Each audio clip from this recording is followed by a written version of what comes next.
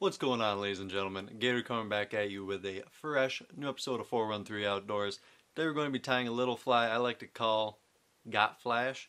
Super easy little pattern. There's actually only one material that you really need to tie it. So let's jump down into the one material you're going to need. Alright, so the only things you're going to need to tie this pattern is some tying thread. I'm using the same 8/0 flat black tying thread I always use. You're going to need some of this mylar rope. Now you can get this in almost any fly shop. And I'm going to be tying this on a 2/0 bass style stinger hook. Now if you want to get crazy with it, you can also use some UV clear finish and you can add some doll eyes to it. But I just want to reiterate, these two here are completely optional, not necessary at all. I've just started doing this within the last season. Before this, I just did it completely with the rope and the thread. So let's jump down into the vise view and get cranking on this bad boy. Alright, so to begin to tie this fly, we're not actually going to start our thread yet. What we're going to do is we're going to decide just how long we want this fly. I like them in somewhere in the 4.5 inch range. And this hook is a little over 1.5 inches long. So somewhere in that area is gonna be about correct. So I'm gonna start off and I'm going to cut my mylar rope. This stuff is pretty tough, takes a couple tries, but you can cut it with just your normal tying scissors. Next step is going to be to pull the rope out from inside of your mylar. So now you just have this hollow mylar tube. The first step here is we're actually going to use this hook much like you would use a tube holder if you were tying a tube fly. I'm going to start my thread on the mylar and I'm just wrapping this on the hook here.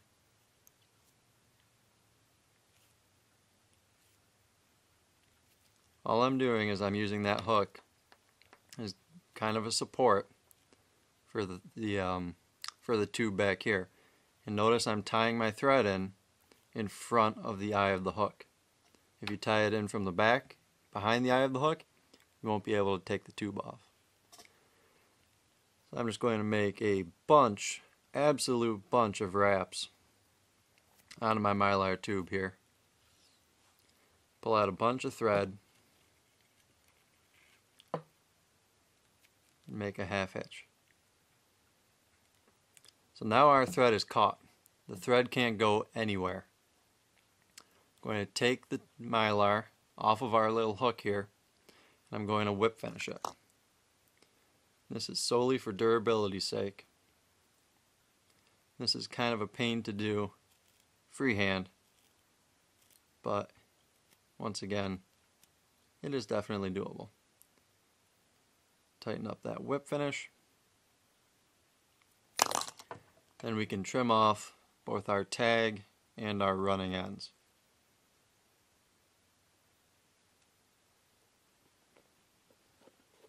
And what you're left with is something like this. You have a little pinched off section here, and then you have a long section here. What this is doing is we're actually going to fray this end here of the mylar. This is going to form the tail of the fly. If you don't add the thread stopper onto there, it'll fray all the way up and the fly will just disintegrate. So it's actually key to do that. And you can pull this out with a bodkin or your whip finisher, but if you just play around with it, it'll all unravel just like that. And then you have this big sparkly shiny mess. So the next step is going to be to pull our tubing tight. We're going to measure it out onto our hook. So I'm using the end of our mylar tubing, measuring that to the back of the eye of the hook. And I'm pulling that tight, and I'm seeing about approximately where that's going to come out.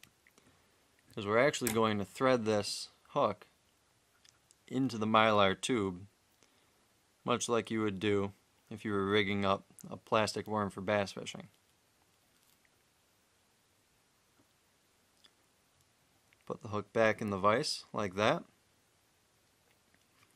And then we can pull it tight and check to make sure that we got our measurement correct, which it appears that we did. So I'm going to come back with my tying thread now. I'm going to start right behind the eye. It doesn't matter too much if you get the mylar tube at this point, but then I'm going to take this entire tube here. Let's see how many times I can say tube in this video. I'm going to stretch it tight. And then I have this big mass of frayed ends here. And I'm just going to capture all of those with my thread.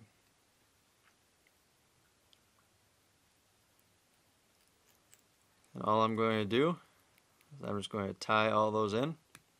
Oop, break my thread off.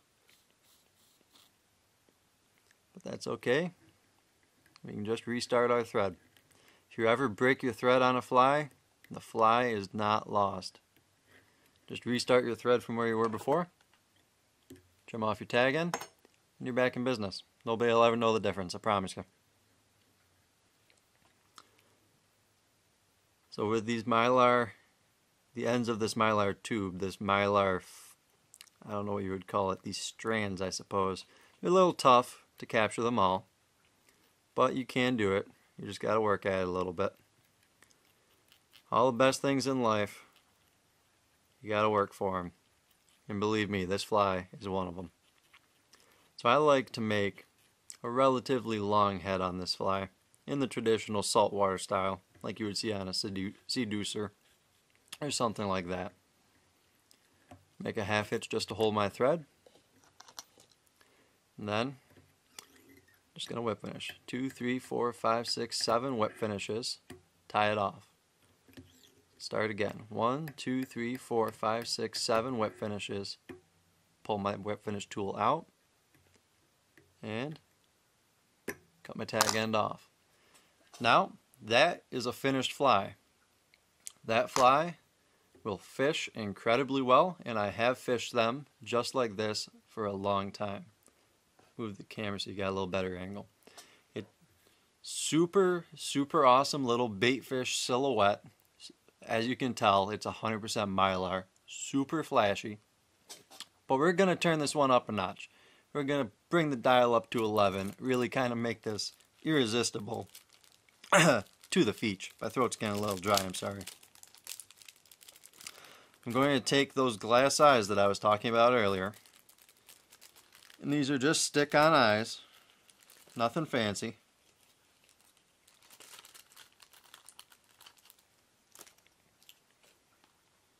And I bet you can imagine where I'm going with this. Pinch the mylar flat. Take a stick-on eye.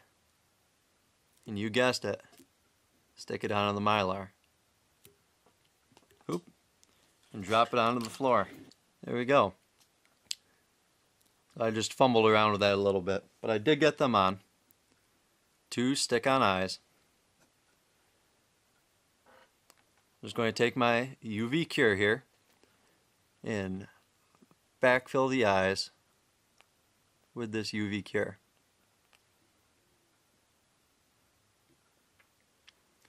Bring it down the front. Got some on my thread wraps in the front here.